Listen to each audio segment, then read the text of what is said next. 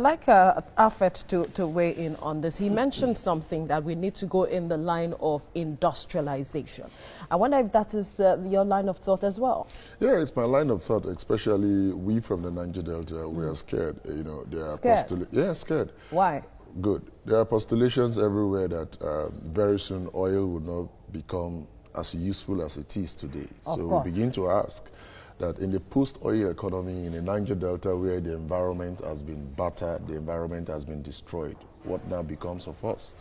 So the quick thing for us to jump into is agriculture to further enrich our region. But how are they going to do that when the environment is not as conducive for agriculture? That's the point I'm trying to make, that the environment is already being destroyed by explorative activities. So if we're talking about industrialization and diversification in the future, we need to begin to look at how we can have a cleaner environment in the Niger Delta and its environment. We have heard of the Ogoni cleanup, which I can say here is almost nothing. It's a scam. Nothing is happening there.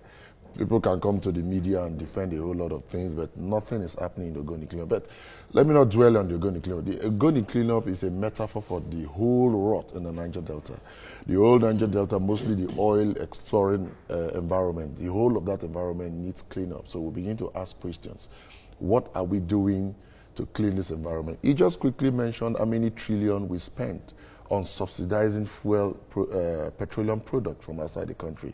In other words, it means that we have exported more than that 11 trillion naira worth of jobs out of this country. Absolutely. Which further gives us 11 trillion naira worth of crime.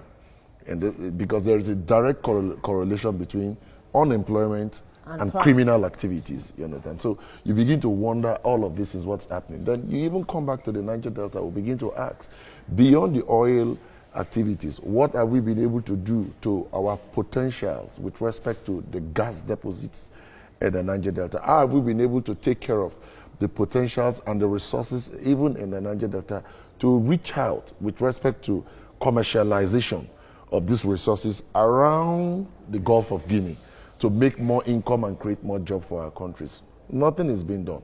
Now, every day in this country, we talk about the dilapidation and the whole of the inconvenience that comes with the Lagos seaport. We now begin to ask, how have we been able to take advantage of the shores, the riverine environment to create our seaports? I will pose this question to you. You have been at the forefront of championing the cause of a certain group of persons in the Niger Delta. Yeah. I wonder the level of engagement you have had with governments to ensure that the kind of development that should be seen in that region should happen.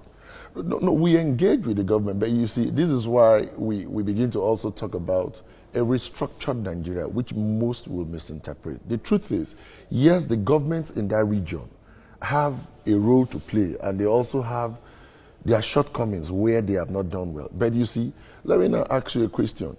You need the federal power and the federal institutions to sometimes approve, if not almost all the time, even the things you do along the region. Like I'm talking about the issue of the seaports.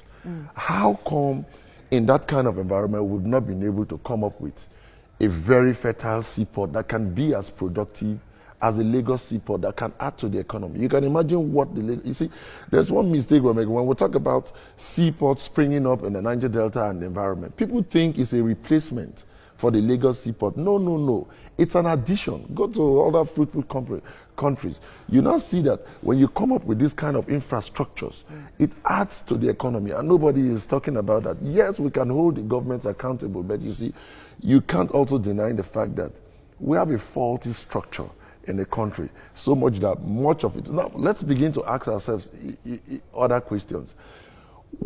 Till tomorrow I begin to ask, what is power, I mean electricity, still doing in the exclusive list in this country? I don't understand. Because a state in the Niger Delta like Bayelsa State or any of the states has enough gas, has enough resources, not just to generate power that will serve the whole of that region and serve the industries that can tickle the economy of that region. It has enough to even export to the neighboring countries to buy from. So you begin to ask yourself, some will quickly tell you that it's for national security reasons. What national security reasons are you talking about that is not affecting some of the first worlds? That we were proud in this country when we brought the Manitoba Hydro Energy. Manitoba Hydro Company is just a company out of one of the provinces of Canada. We came here, we concessioned some parts of our electrical. We're happy to do so. We begin to ask ourselves a question, why are we not prospering the conversations in this environment, not to the advantage of a particular ethnic nationality, but to the advantage of the whole Nigeria, even if it's from the point of an ethnic nationality or a region? So we begin to ask, because you see, until we sincerely and fairly discuss this country and reposition this country, we are What would be a fair discussion, quickly, before I move on to our guest in Abuja? Well, what I will say is a fair discussion is for all of us to come to the table sincerely. Haven't we had that before? I think we are not having anything sincere, because over the years we've just been in the circles. You understand? Let me give you a quick look at the present government, the All Progressive Congress. I'm not trying to get political. The first agenda, and one of the most important agenda in our own manifesto that rolled her into power, was to restructure this country. Have they ever? They even set up a committee. Fortunately, I was even a member of that committee that presented the perhaps document. I'll pose that question nobody is looking at it. I'll pose that